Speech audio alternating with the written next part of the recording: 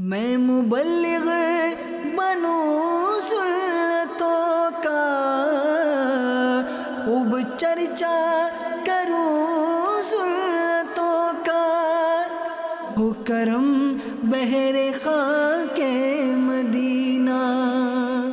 الصلاۃ والسلام علیک یا رسول اللہ وعلی آلک وصحابک یا حبیب اللہ۔ الصلاۃ والسلام علیک یا نبی اللہ وعلی آلک وصحابک یا نور اللہ۔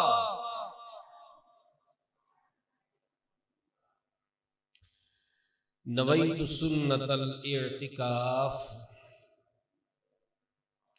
اللہ پاک کے پیارے اور سب سے آخری نبی مکی مدنی محمد عربی صلی اللہ تعالی علیہ وآلہ وسلم کا مبارک فرمان ہے، انما الاعمال بالنیات، اعمال کا دار و مدار نیتوں پر ہے۔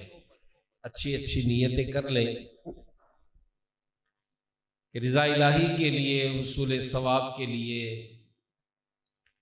علم دین حاصل کرنے کے لیے، اپنے لیے ثواب جاریہ کے ذریعے بنانے کے لیے اس بیان میں شریک رہوں گا۔ جو باتیں سنوں گا اسے یاد رکھوں گا، عمل کروں گا، دوسروں تک پہنچانے کی کوشش کروں گا۔ نبی رحمت شفیع امت مالک جنت قاسم نعمت صلی اللہ تعالی علیہ وآلہ وسلم کا رحمت والا فرمان ہے، بندہ جب تک مجھ پر درود پڑھتا رہتا ہے، اللہ پاک کے فرشتے اس پر رحمتیں نازل کرتے رہتے ہیں۔ اب تمہاری مرضی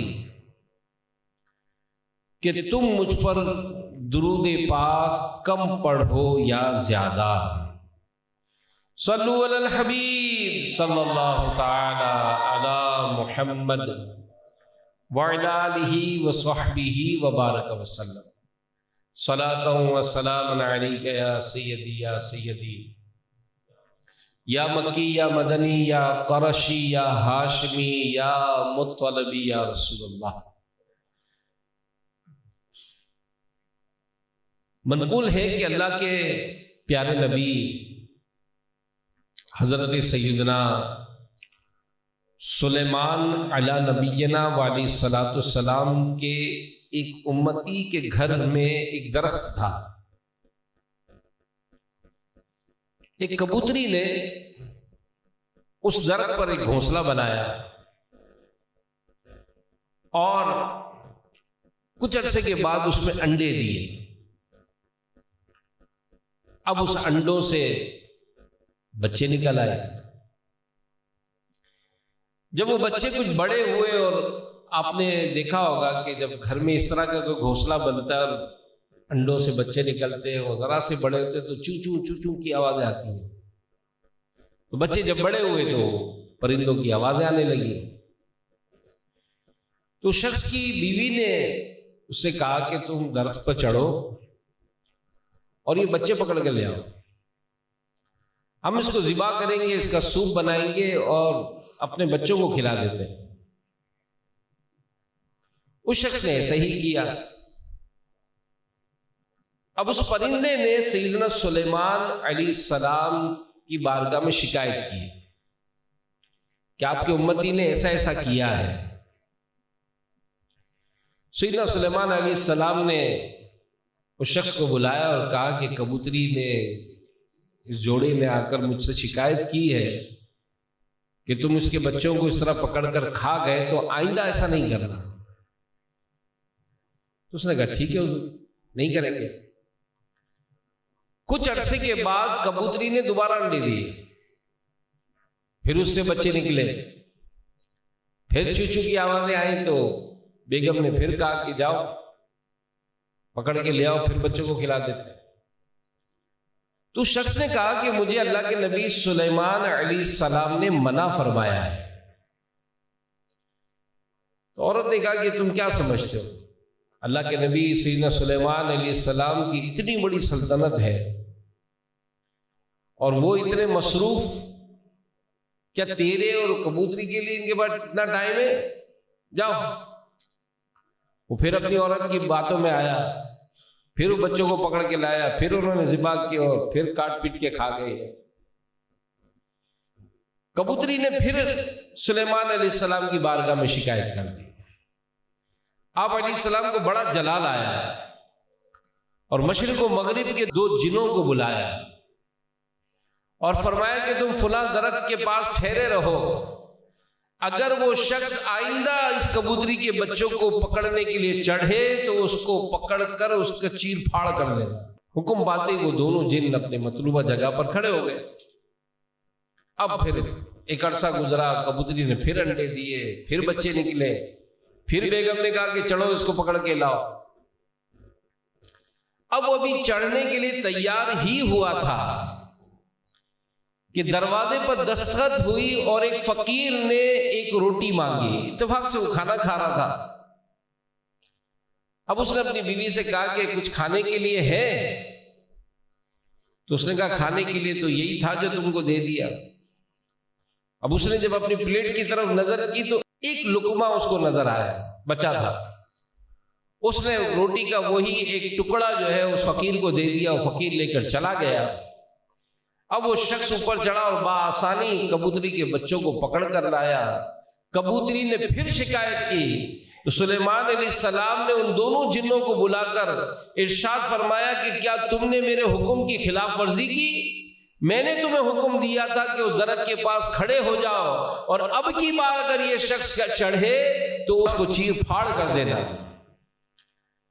تو دونوں جنات نے عرض کی کہ حضور ہم تو آپ کا حکم پاتے ہی اس درخت کے پاس پہنچ گئے تھے، مگر اب کی بار جب وہ شخص درخت پر چڑھنے لگا تو کسی سائل نے روٹی مانگی، اس نے روٹی تو نہ دی، صرف ایک لقمہ دیا اور پھر دوبارہ درخت پر چڑھنے لگا۔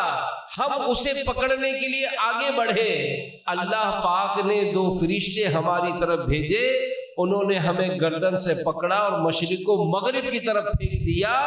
اس طرح ایک لقمہ صدقہ کرنے کی برکت سے وہ شخص ہلاکت سے محفوظ رہا۔ کیوں کر نہ میرے کام بنے غیب سے حسن، کیوں کر نہ میرے کام بنے غیب سے حسن، بندہ بھی ہوں تو کیسے بڑے کار ساز کا، بندہ بھی ہوں تو کیسے بڑے کار ساز کا۔ صلو علی الحبیب صلی اللہ علی محمد۔ اب یہ واقعہ جو ہم نے سنا، عیون الحکایت، یہ دعوت اسلامی کے مکتبۃ المدینہ کی بڑی پیاری کتاب ہے اور مختلف اسٹوریز ہیں اس میں، اور ان اسٹوریز میں نصیحت بھی ہے۔ جیسے یہ جو حکایت ہم نے سنی، اس میں 2 باتیں سیکھنے کو ملتی ہیں۔ ایک تو یہ کہ بندے کو معلوم ہو یا نہ ہو، مگر یہ حقیقت ہے کہ نیک عمل کی برکت ضرور ملتی ہے۔ ہم جو یہ سوچتے ہیں نا، کیلکولیشن کرتے ہیں، یار یہ تو بہت چھوٹی نیکی ہے، نہ ہو سکتا ہے یہی نیکی اللہ پاک کی بارگاہ میں اگر مقبول ہو گئی تو ہماری مغفرت کا ذریعہ بن جائے گی۔ امام غزالی علیہ رحمہ نے لکھا ہے کہ ایک عورت کی صرف اس لیے بخشش کی گئی، حالانکہ وہ فاحشہ تھی، بدکارہ عورت تھی، وہ فرماتے ہیں کہ اس کی بخشش صرف اس لیے ہوئی کہ اس نے ایک پیاسے کتے کو پانی پلایا تھا۔ خود امام غزالی رحمت اللہ تعالیٰ نے آپ کو انتقال کے بعد کسی نے خواب میں دیکھا، پوچھا کہ ما فعل اللہ بکا، اللہ پاک نے آپ کے ساتھ کیا معاملہ فرمایا؟ ارشاد فرمایا کہ میں ایک مرتبہ اپنے تحریری کام میں مصروف تھا. پہلے تو وہ لکڑی کے قلم ہوتے تھے نا جس میں انک ڈبو کر لکھا جاتا تھا. فرماتے میں اپنے کام میں مصروف تھا, کچھ دیر سوچنے کے لیے میں رکا تو میرے قلم پر ایک مکھی آ کر بیٹھ کر انک چوسنے لگی. تو میں رکا رہا کہ یہ بھلے اپنا کام کر کے چلی جائے, پھر میں اپنا کام کروں گا. تو وہ اس نے اپنا انک چوسی اور اڑی. اس کے بعد میں نے لکھنا شروع کیا. اللہ پاک نے میرے اس عمل کو مقبول فرمایا اور میری مغفرت فرما دی. تو یہ ایک بات کو گرے میں باندھ لیں. بعض اوقات ہوتا ہے, ہمیں پتہ ہوتا ہے اللہ اکبر اللہ اکبر اللہ اکبر, اونچائی کی طرف جائیں یہ پڑھنا سنت ہے. سبحان اللہ سبحان اللہ سبحان اللہ یہ پڑھنا سنت ہے نیچے کی طرف اترتے ہوئے. السلام علیکم ورحمۃ اللہ وبرکاتہ یہ سلام کرنا ہے, پورا سلام کریں گے 30 نیکیاں ملیں گی. وعلیکم السلام ورحمۃ اللہ وبرکاتہ جواب دیں گے 30 نیکیاں ملیں گی. جو مسلمان آپس میں جب ملتے ہیں تو اللہ کی 100 رحمتیں نازل ہوتی ہیں, 90 رحمتیں اس کو ملتی ہیں جو آگے بڑھ کر سلام کرتا ہے. کسی مسلمان کو مسکرا کر دیکھنا یہ صدقہ ہے. وضو کرنے سے پہلے بسم اللہ الرحمن الرحیم اور جو بسم اللہ والحمدللہ بھی پڑھ لے تو جب تک وضو باقی رہتا ہے فرشتے اس کے ثواب لکھتے رہتے ہیں. تارے دیکھ کر کوئی دعا پڑھے اور سوچے کہ کتنے تارے ہیں, دعا پڑھے. علماء لکھتے ہیں کہ آسمان پر جتنے تارے ہیں اس کے برابر نیکیاں ملتی ہیں. دعوت اسلامی کے دینی ماحول میں سورہ ملک شریف پڑھی جاتی ہے. جو سورہ ملک شریف روزانہ رات میں پڑھتا ہے ایک روایت کے مطابق وہ عذاب قبر سے محفوظ کیا جائے. یاسین شریف جو پڑھتا ہے اللہ پاک اس کو 10 قرآن پڑھنے کا ثواب عطا فرمائے. تو ہم غور کریں اور سوچیں, نیکیاں کمانے کے تو بہت ذریعے ہیں, مگر آج کے دن میں ہی کیا ہم نے نیکیاں کمائی ہیں؟ ہمیں تو بہت موقع ملا. امامہ پہننا کس کے لیے مشکل ہے؟ فی زمانہ تو بہت آسان ہے, بلکہ جو امامہ باندھتا ہے اس کی تو عزت بڑھ جاتی ہے, قدر بڑھ جاتی ہے, اور ثواب کتنا. علماء نے لکھا جو 2 رکعت نماز جو ہے وہ امامے کے ساتھ پڑھے تو 10,000 نیکیوں کے برابر. اب ہے کوئی دکان رنشو لائن میں کہ جہاں نیکیاں بکتی ہوں تو آپ سے پوچھیں کہ بھائی نیکیوں کا بھاؤ کیا ہے, تو پتہ چلے گا تو انمول ہے بھائی. تو نہ جانے کون سی نیکی اللہ کی بارگاہ میں مقبول ہو جائے. تو ہاں کبھی وہ برکت ظاہر ہوتی کبھی نہیں ہوتی. تو ہم تو آخرت کا سودا کریں نا, کہ ہمیں تو ثواب آخرت میں چاہیے. خواہش کیا ہے؟ امیر علیہ السلام لکھتے ہیں کہ بلا حساب ہو جنت میں داخلہ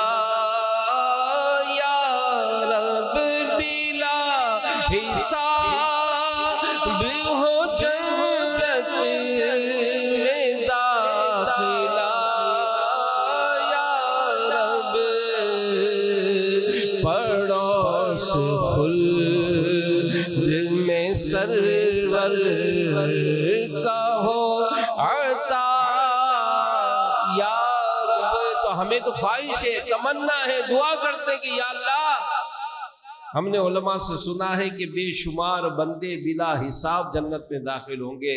مولا ہمیں بھی شامل فرما, ہم تو ان میں شامل ہونا چاہتے ہیں. تو کیا معلوم یہ جو نیکی ہم مس کر رہے ہیں, یہ نیکی جو ہم چھوڑ رہے ہیں, یہ نیکی ہمارا بلا حساب جنت میں داخلے کا سبب بن سکتی ہو. تو اسی لیے کوئی بھی نیک عمل چاہے چھوٹا ہو اسے ترک نہیں کرنا چاہیے. اور نیک اعمال کا اس دنیا میں بھی فائدہ ہوتا ہے مگر ہمیں ہر بار نظر نہیں آتا. اور کامل مسلمان کی نشانی یہی ہے کہ وہ نیک اعمال لوگوں کو دکھانے, دنیا کا فائدہ پانے یا اپنی واہ واہ کرنے نہیں, فقط اس کی خواہش ہوتی ہے کہ اس کے سبب مجھ سے رب تعالیٰ راضی ہو جائے. جے سوہنا میرے دکھ وچ راضی, میں سکھ نو چلے پاؤ. وہ چاہتا یہی ہے کہ کسی سبب سے رب تعالیٰ راضی ہو جائے اور راضی ہو کر بس وہ اپنی رحمت کے سائے میں رکھے. تو میرے پیارے پیارے اسلامی بھائیوں, ہمیں ذہن بنانا ہو. اور دوسری بات, صدقہ دینے کی بڑی برکتیں ہیں کہ صدقہ دینے سے بلائیں ٹلتی ہیں, صدقہ دینے سے مصیبتیں دور ہوتی ہیں, صدقہ دینے سے پریشانیاں ختم ہوتی ہیں، صدقہ دینے سے بیماریوں سے نجات ملتی ہے۔ اب نگرانی شورا نے چند دن پہلے ایک واقعہ سنایا کہ ایک ڈاکٹر کو کینسر کا مرض ہو گیا، مرض بھی بہت شدت اختیار کر گیا۔ اب جو ساتھی ڈاکٹر تھے وہ سارے جونیئر تھے اور یہ سینئر ڈاکٹر تھا، سب نے کوششیں کی لیکن مرض قابو نہیں آ رہا تھا، مرض تو بڑھتا جا رہا تھا۔ اچانک انہوں نے محسوس کیا کہ یہ جو سینئر ڈاکٹر کا جو مرض ہے یہ بہتری کی طرف آنے لگا، اور آہستہ آہستہ بہتری ہوتے ہوتے ایک دن ایسا ہوا کہ اس کی ساری رپورٹیں کلیئر ہو گئی، کینسر ہی ختم ہو گیا۔ اب وہ ڈاکٹر جونیئر جو تھے یہ بڑے حیران تھے کہ ہم نے تو کوئی ایسا خاص علاج تو ہم ہار گئے تھے، ہمیں تو کسی طرح بھی نظر نہیں آ رہا تھا کہ اس کے علاج کی کیا صورت بنے گی۔ آخر اس سینئر ڈاکٹر سے انہوں نے خود ہی بات کی کہ سر ہمیں ایک بات سمجھ نہیں آ رہی تھی، ہم آپ کے علاج کو کور کرنے کی کوشش کر رہے تھے لیکن بظاہر ہمیں کوئی اسباب نظر نہیں آئے، لیکن اچانک ہم نے دیکھا کہ خود بخود آپ کے مرض میں امپرومنٹ ہونے لگی اور آج پورا مرض سے فارغ ہو گئے، تو آخر آپ نے خود سے کوئی علاج کیا ہے؟ تو فرمایا کہ ہاں، میرے نبی صلی اللہ علیہ وسلم کا فرمان ہے کہ اپنے مریضوں کا صدقے سے علاج کرو۔ تو میں نے اللہ کی راہ میں صدقہ دینا شروع کر دیا، تو جیسے جیسے میں صدقہ دیتا گیا میرا مرض خود ہی ختم ہوتا گیا۔ تو اعتقاد، جتنا اعتقاد مضبوط ہوتا ہے اتنا ہی اس کی برکتیں ظاہر ہوتی ہیں۔ تو ان لوگوں کے لیے اس میں بڑی ڈھارس ہے جو معاشی پریشانیوں میں مبتلا ہونے کے باوجود خیرات تو کرتے ہیں مگر دل بعضوں کا چھوٹا صدقہ اگر دیتے ہیں کچھ تو دل چھوٹا کر لیتے کہ یار یہ معمولی سی چیز نہیں ہو سکتا ہے یہی کمال ہو جائے، اس کے سبب وہ کچھ مل جائے جو بڑی بڑی رقم خرچ کرنے سے بھی نہیں ملتی۔ ایک بات یاد آ گئی مجھے، مولا علی مشکل کشا علی المرتضیٰ شیر خدا رضی اللہ تعالیٰ عنہ، آج کو ہم تو اگر تھوڑی سی بھی کچھ معاشی تنگی یا کچھ مسئلہ ہوتا ہے کاروبار میں، نوکری میں، تو ہمیں ٹینشن بہت بڑھ جاتا ہے۔ یہ دیکھو، یہ خاندان اہل بیت، سرکار کے خاندان کے افراد، ان کے گھر میں بھی آزمائش تھی۔ وہ ان کا انداز کیا تھا؟ گھر میں فاقہ ہو گیا اور سیدہ فاطمہ زہرا رضی اللہ عنہا نے اپنا لباس ان کو دیا کہ جا کر اسے بیچ دیں تاکہ اس سے جو رقم ملے گی تو گھر کا فاقہ دور ہو جائے گا۔ حضرت علی رضی اللہ تعالیٰ عنہ بازار پہنچ گئے، لباس 6 درہم کا بیچ دیا۔ ابھی 6 درہم لے کر آگے بڑھے تو ایک سائل ملا، مسکین، اے علی مسکین کو کچھ دو۔ اب یہ اسی گھرانے کی جو واہ کیا جود و کرم ہے شہ بتہا تیرا، نہیں سنتا ہی نہیں مانگنے والا تیرا، بلکہ کسی شاعر نے لکھا کہ آواز کرم دیتا ہی رہا، تھک ہار گئے لینے والے، منگتوں کی ہمیشہ لاج رکھی، محروم کبھی لوٹایا نہیں۔ سرکار کی تو شان ہے، تو اہل بیت کی بھی وہ شان ہے۔ تو خیر حضرت علی رضی اللہ تعالیٰ عنہ نے وہ 6 کے 6 درہم اس کو دے دیے، پھر خالی ہو گئے۔ آگے چلے تو ایک عربی کھڑا تھا اونٹنی لیے، دیہاتی، کہنے لگا علی اونٹنی خریدو گے؟ آپ نے فرمایا میرے پاس تو کچھ نہیں، کہا ادھار خرید لو۔ کتنے کی ہے؟ کہا 100 درہم۔ 100 درہم ادھار میں وہ اونٹنی خریدی۔ اب اونٹنی لے کر آگے چلے تو ایک عرب شیخ نظر آ گئے، علی اونٹنی بیچیں گے؟ کہا بالکل بیچیں گے۔ کتنے کی خریدی ہے؟ 100 درہم کی۔ 160 لے لو۔ 160 درہم میں اونٹنی بیچ دی۔ آگے چلے تو وہ عربی پھر ملا، علی اونٹنی کہاں ہے؟ کہا وہ تو بیچ دی۔ کہا کتنے کی بیچی؟ 160 کی، میرے 100 لاؤ۔ آپ نے 100 درہم اس کو دے دیے۔ 60 درہم لے کر گھر آئے۔ سیدہ فاطمہ زہرا رضی اللہ عنہا کے ہاتھوں میں جب رکھے 60 درہم تو سیدہ کائنات رضی اللہ تعالی عنہا حیران ہو گئی، کہ لباس تو بہت معمولی تھا، اتنا مہنگا کیسے بکا؟ مولا علی رضی اللہ تعالی عنہ نے فرمایا کہ میں نے اپنے رب سے سودا کیا، میں نے اپنے رب سے سودا کیا، اس کی راہ میں 6 خرچ کیے، اللہ نے 60 عطا فرما دیے۔ اور ایک روایت میں کہ جب نبی پاک صلی اللہ علیہ وآلہ وسلم کی خدمت میں حاضر ہوئے تو اللہ کے پیارے نبی صلی اللہ علیہ وآلہ وسلم نے غیب کی خبر دیتے ہوئے ارشاد فرمایا کہ اے علی، جانتے ہو وہ اونٹنی بیچنے والا کون تھا؟ وہ حضرت میکائیل علیہ السلام تھے۔ اونٹنی خریدنے والے حضرت جبرائیل علیہ السلام تھے، اور جس اونٹنی کو آپ نے خریدا اور بیچا یہ وہ اونٹنی تھی جس پر قیامت کے دن میری شہزادی سوار ہو کے جنت میں داخل ہو۔ تو میرے پیارے پیارے اسلامی بھائیوں، صدقہ چاہے کم ہو یا زیادہ، اگر مال حلال سے اخلاص کے ساتھ کیا جائے تو یقیناً ثواب کے لحاظ سے بہت ہی عمدہ ہے۔ تو بہرحال یہ بڑا زبردست یہ واقعہ ہے کہ جس میں بڑا اور اسی کتاب میں ایک اور واقعہ بھی لکھا ہے کہ ایک عورت کھانا کھا رہی تھی، کھانا کھاتے کھاتے جب آخری لقمہ بچا تو کسی فقیر نے صدا لگائی، اس کے بعد کچھ اور تو تھا نہیں، اس نے وہ لقمہ ہی اس کو دے دیا۔ اب وہ اس کے بچے کی ولادت ہوئی تھی چند دن، تو نو مولود بچے کو لے کر وہ کھیتوں سے گزر رہی تھی، تو اچانک ایک بھیڑیا لپکا اور اس نے بچے پر جھپٹا مارا، بچے کو منہ میں دبایا اور بھاگ گیا۔ اب عورت تو چیختی چلاتی بھاگتی رہی اس کے پیچھے۔ آگے اس نے دیکھا کہ بھیڑیے کو کسی نوجوان نے پکڑا ہے اور اس کے منہ سے اس بچے کو نکالا اور اس بھیڑیے کو پکڑ کر چیر دیا۔ اب وہ بچہ جو زندہ بچ گیا اس کو لے کر عورت کے پاس آیا، اس کے ہاتھوں میں دیا اور کہا لقمے کے بدلے لقمہ، تو نے اللہ کی راہ میں لقمہ دیا، اللہ پاک نے اس لقمے کی برکت سے تیرے بچے کو لقمہ بننے سے بچا لیا۔ تو یہ راہ خدا میں خرچ کرنے کی برکتیں ہیں۔ تو بہرحال یہ کوئی شک نہیں کہ جب موت آتی ہے نا، اہل و یار، رشتہ دار، دوست احباب سب یہیں رہ جاتے ہیں۔ ہم اپنی دنیا کے جھمیلوں میں، دنیا کے ٹینشنوں میں اور دنیا میں اپنی اولاد کے لیے، اپنے گھر بار کے لیے ہی اچھے سے اچھا سوچنے کے لیے رات دن لگے رہتے ہیں۔ جو شریعت کے تقاضے اس کے مطابق کریں، اس سے بھی انکار نہیں ہے، فائدہ یہ ہے، لیکن آخرت کو بھول گئے، آخرت کو بھول گئے۔ بلکہ مبلغ فرماتے ہیں کہ ایک شخص بہت بیمار ہوا اور بستر مرگ پر لیٹ گیا، اس کے ماں باپ، اس کے بیوی بچے سب اس کے پاس کھڑے تھے۔ اچانک اس کی طبیعت زیادہ خراب ہوئی تو ماں باپ کو برداشت نہیں ہوا، ماں باپ اور بچے سب رونے لگے۔ جب اس کو کچھ افاقہ ہوا تو اس نے اپنی ماں سے پوچھا کہ اماں تو کیوں روتی ہے؟ تو کہا کہ بیٹا تیری حالت دیکھی نہیں جا رہی، ان قریب تو دنیا سے چلا جائے گا، تو تیرے بعد میرا کیا بنے گا؟ اپنے والد سے پوچھنے لگا کہ تم کیوں رو رہے ہو؟ کہہ رہا بیٹا تو دنیا سے چلا جائے گا تو میری بڑھاپے کا سہارا کون بنے گا؟ اپنی بیوی کو پوچھنے لگا کہ تو کیوں روتی ہے؟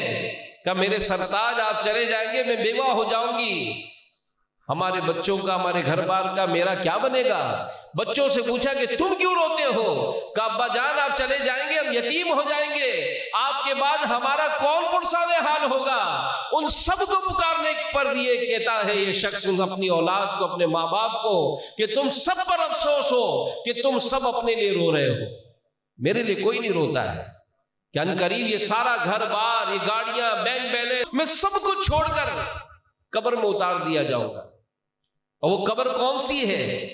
آج تو اپنے لیے، اپنے گھر بار کے لیے ہم اچھے سے اچھا گھر ڈھونڈتے ہیں، جب گھر مل جاتا ہے تو اس کو فیسیلیٹ کرتے ہیں، بہترین فرنیچر رکھ رہے ہیں، اچھی طرح سے ڈیکوریٹ کرتے ہیں، گھر کی کفالت کے لیے اپنے اسباب بناتے ہیں، کچھ ماہانہ ایسی آمدنی کے ذرائع بنتے ہیں کہ جناب گھر سیٹ رہے، اپنے اکاؤنٹ میں کچھ رقم رکھتے ہیں، ہم کچھ گاڑیاں خریدتے ہیں تاکہ گھر والے، بچے، ہر قسم کی فیسلٹی ہو۔ لیکن سوچیں کہ جب بندہ مرتا ہے تو اس کے ساتھ کیا جاتا ہے؟ حدیث پاک کے تحت علماء فرماتے کہ انسان کے 3 دوست ہیں۔ ایک دوست وہ ہے جو اس کی موت تک ساتھ دیتا ہے، ایک دوست وہ ہے جو اس کو قبر تک ساتھ دیتا ہے، ہاں ایک دوست ہے جو اس کی قبر میں بھی آتا ہے۔ اور پھر علماء اس کی تفصیل بیان کرتے ہیں کہ پہلا دوست جو اس کو موت تک ساتھ دیتا ہے وہ اس کا مال ہے۔ میرے پاس موبائل ہے، آئی پیڈ ہے، میرے کپڑے ہیں، میرا بینک بیلنس ہے، میرے جیب میں جو بھی کرنسی ہے، میرا گھر ہے، میری گاڑیاں ہیں، ان سے میں کب تک فائدہ اٹھا سکتا ہوں؟ جب تک میں زندہ ہوں۔ میں مر جاؤں اب یہ موبائل میرا نہیں ہے، میری رقم میری نہیں ہے، میرا بینک بیلنس میرا نہیں ہے، میری پراپرٹی میری نہیں ہے، میری گاڑیاں میری نہیں ہیں، سب یہیں رہ جائے گا، اب یہ وارثوں کا ہے۔ دوسرا دوست میرے رشتہ دار، میری اولاد، جو مجھے غسل دیں گے، کفن پہنائیں گے، جنازہ پڑھیں گے، کندھے پر اٹھائیں گے، قبرستان تک آئیں گے، قبر تک لے کر آئیں گے، قبر میں بھی اتار دیں گے، لیکن قبر کے اندر کوئی نہیں آئے گا۔ لیکن تیسرا دوست جو قبر میں بھی آئے گا وہ ہے اعمال، وہ قبر میں بھی آئے گا، اور وہی اعمال جو ہے وہ قبر کو گلزار بناتے ہیں۔ اگر نیک اعمال ہوتے ہیں تو یہ قبر جنت کا باغ بنا دی جاتی ہے، اور اگر یہ اعمال برے ہوتے ہیں تو یہی قبر جہنم کا گڑھا بنا دی جاتی ہے۔ تو یہ جو نیک اعمال ہیں اس کا آخرت پر بڑا مدار ہے، ہم اس کو سیریس نہیں لیتے ہیں۔ مرضی ہوئی نماز پڑھی، مرضی ہوئی نماز چھوڑ دی، 4 ٹائم کی نماز پڑھی، فجر قضا کر لی، قرآن پڑھنا ہے نہیں پڑھنا ہے کوئی ٹینشن نہیں، قرآن سیکھنا ہے نہیں سیکھنا ہے کوئی ٹینشن نہیں۔ آج دن بھر میں نے کتنے درود پاک پڑھے، کتنا ذکر و اذکار کیا، میں مارکیٹ جا رہا ہوں، کیا میں حلال حرام کی تمیز کر رہا ہوں؟ میں اپنے بچوں کی شریعت کے مطابق تربیت کر رہا ہوں؟ میرے اندر کتنے گناہ بڑھتے جا رہے ہیں، میرے اعمال ناموں میں آج گناہ زیادہ ہیں نیکیاں زیادہ ہیں، کون چیک کرے گا؟ تو میرے پیارے پیارے اسلامی بھائیوں، ہم آخرت کے بارے میں فکر ضرور رکھیں، اور اس آخرت میں بہتری کرنے کے لیے ہم غور و فکر کریں۔ اچانک موت کا قاصد آئے گا اور ہم اس دنیا سے چلے جائیں گے۔ دلا غافل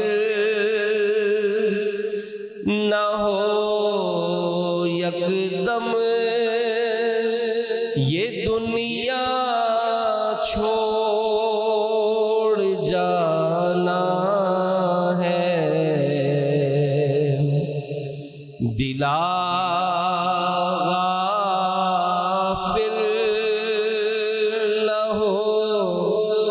یکدم یہ دنیا چھوڑ جانا ہے، بغیچے چھوڑ کر خالی زمین اندر سمانا ہے، بغیچے چھوڑ کر خالی زمین اندر سمانا ہے۔ تو اپنی موت کو مت بھول کر چلنے کا، تو اپنی موت کو مت بھول کر سامان چلنے کا، زمین کی خاک پر سونا ہے، اینٹوں کا سرہانا ہے۔ دفنانے جاتے قبرستان، کبھی غور کیا ہے قبر پر؟ کبھی جھانکا ہے قبر میں؟ آج دنیا میں کوئی ایسا موقع ملے کبھی گھر ڈھونڈنا ہو تو کیسا ویسٹ اوپن ڈھونڈتے ہیں، اتنے گز کا ہو، کارنر کا پلاٹ ہو، تو یہ لوکیشن، تو یہ قبر میں جھانکے کہ قبر جب کسی کو دفنانے جاتے ہیں تو کوئی چوائس ملتی ہے کارنر کا پلاٹ، پھر اس قبر کے اندر جھانکے کہ یہ جس کا جنازہ لے کر میں آیا ہوں اس شخص کی کتنی گاڑیاں ہیں، یہ ساری گیریج میں کھڑی رہ گئی، یہ تو ویل ڈریس رہتا تھا، ایک سے ایک لباس پہنتا تھا، لیکن سارے لباس اس کے تو سب کے سب الماری میں ٹنگے رہ گئے، اور اس کو بھی وہی کورے لٹھے کا کفن دیا گیا جو ایک لاوارث کو دیا گیا ہے۔ اس کی قبر جو چوائس ہوئی تو کوئی کارنر کا پلاٹ نہیں، بالکل سادہ سی قبر، کوئی امیروں کا محلہ نہیں ہے، کوئی اس کی ڈیکوریشن نہیں ہے اس کی قبر میں۔ اس نے اپنے گھر کے لیے تو جناب بہترین بیڈ خریدا تھا، بہت زبردست مارکیٹ میں جا کر اس نے بہترین کوالٹی کا ابھی حال تو بیڈ خریدا تھا، وہ بہت قیمتی گدا بھی خریدا تھا، اسپیشل تکیے بھی بنائے تھے کہ جناب اس تکیے پر بھی مجھے نیند آتی ہے۔ اور میں نے تو اس کا بیڈ روم بھی دیکھا تھا، اس کے بیڈ روم میں ایک ایک نہیں دو اے سی لگے ہوئے تھے۔ اس نے تو اپنے گھر میں فانوس بھی لٹکا رکھے تھے۔ لیکن ذرا تھوڑی دیر کے لیے اس قبر کا جائزہ لیں اور دیکھیں کہ کیا اس قبر میں سیٹھ صاحب کو اتارا جا رہا ہے، اس مالک کے مکان کو اتارا جا رہا ہے، تین تین چار چار گاڑیوں کے مالک کو جو میت بس میں لا کر اٹھا کر لایا گیا، کیا اس کے قبر میں کسی قسم کا بیڈ بچھا ہوا ہے؟ کیا اس کی قبر میں کوئی ہوا کا، ٹھنڈک کا کوئی اہتمام کیا گیا ہے؟ کیا اس کی قبر میں کوئی لائٹنگ کا انتظام کیا گیا ہے؟ بلکہ جب سلے رکھی جا رہی ہو نا، ایک آواز پر غور کیا کریں، ایک آواز پر غور کیا کریں۔ اور جب علماء نے لکھا ہے کہ جب مردے کو دفن کیا جاتا ہے وہ یہ سب دیکھ رہا ہوتا ہے، مجھے غسل کون دے رہا ہے، میرے کپڑے کون اتار رہا ہے، مجھے کفن کون پہنا رہا ہے۔ اس کو جب لے کر اس کا جنازہ تیار کر کے جب اس کو اٹھایا جاتا ہے تو بعض روایتوں میں آتا ہے کہ مردہ تو اٹھ کر بیٹھ جاتا ہے اور کہتا ہے کہ اے میرے جانے والوں، اے میری اولادوں، مجھے کہاں لے کے جا رہے ہو؟ لیکن کوئی اس کی آواز سنتا نہیں ہے۔ اس قبر کی طرف دیکھیں جس قبر میں اس کو اتارا جا رہا ہے، کہ اس میں بالکل تنہ تنا ہل بھی نہیں سکے گا، اتنی جگہ بھی نہیں ہے۔ اور بعض اوقات تو کیڑے مکوڑے بھی نظر آتے، بعض اوقات تو قبر میں نے چپکلیاں بھی دیکھی۔ اب آپ سوچیں کہ وہ شخص جو معمولی سے کھٹمل سے ڈرتا تھا، کیڑے مکوڑوں سے ڈرتا تھا، آج اس کی قبر میں کیسے کیڑے مکوڑے، چپکلیاں اور نہ جانے کیا کیا بالکل آزادی سے اس کے جسم پر گھومیں گے۔ اب اس کی قبر میں جب سلیں رکھی جاتی ہیں، علماء فرماتے ہیں وہ سب دیکھ رہا ہوتا ہے، اندھیرا ہوتا ہوتا ہوتا جب آخری سل رکھی جاتی ہے تو گھپ اندھیرا ہو جاتا ہے۔ ایک معمولی سا سوراخ، کبھی ہماری کھڑکی سے بھی دیکھیں تو ایک معمولی سی دھوپ کی ایک لکیر آتی ہے دراڑ سے، تو اسی طرح ایک معمولی سا سوراخ رہ جاتا ہے تو اوپر سے کسی کی آواز آتی ہے، ارے دیکھو دیکھو سوراخ رہ گیا۔ جو مٹی ڈالنے والے ہیں وہ سارے اس کی قبر کو گھپ اندھیرے میں ڈال دیتے ہیں۔ اب غور کریں میرے پیارے اسلامی بھائی کہ گھپ اندھیری قبر میں جب ہم جائیں گے ہمارا کیا بنے گا؟ نزا کے وقت کی جو سختیاں ہیں وہ جب سنتے ہیں کہ گناہ گاروں کو 500 فرشتے پکڑتے ہیں، اس پر جہنم کے ہتھوڑے برسائے جاتے ہیں، اس کی رگ رگ سے اس کی روح کو نکالا جاتا ہے، مار مار کر اس کے جسم سے اس کی روح کو نکالا جاتا ہے۔ قبر میں جب دفنایا جاتا ہے وہ بالکل تنے تنا گھبراہٹ میں ہوتا ہے کہ اچانک قبر کی دیواریں ہلتی ہیں، 2 خوفناک چہرے والے فرشتے لمبے لمبے بالوں کے ساتھ، لمبے لمبے ناخنوں کے ساتھ، جن کے نتنوں سے آگ کے شعلے نکل رہے ہوتے، کرخدار آواز میں اس مردے کو بٹھاتے ہیں، پوچھتے ہیں بتا تیرا رب کون ہے، بتا تیرا دین کیا ہے، اور سونی صورت دکھائی جاتی ہے۔ پوچھا جاتا ہے ان کے بارے میں تو دنیا میں کیا کہتا تھا؟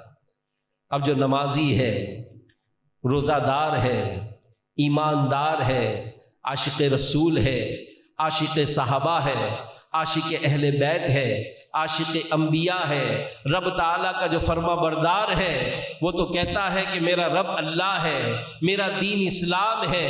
اور جب سونی صورت دکھائی جاتی ہے تو فوراً دیکھ کر پکار لیتا ہے کہ تو یہ وہی میرے آقا ہے جن کا نام نامی سن کر میں انگوٹھے چوم کر آنکھوں سے لگایا کرتا تھا، ان کا جشن ولادت منایا کرتا تھا، ان کی سنتوں پر عمل کیا کرتا تھا، تو یہ تو وہی میرے آقا ہے۔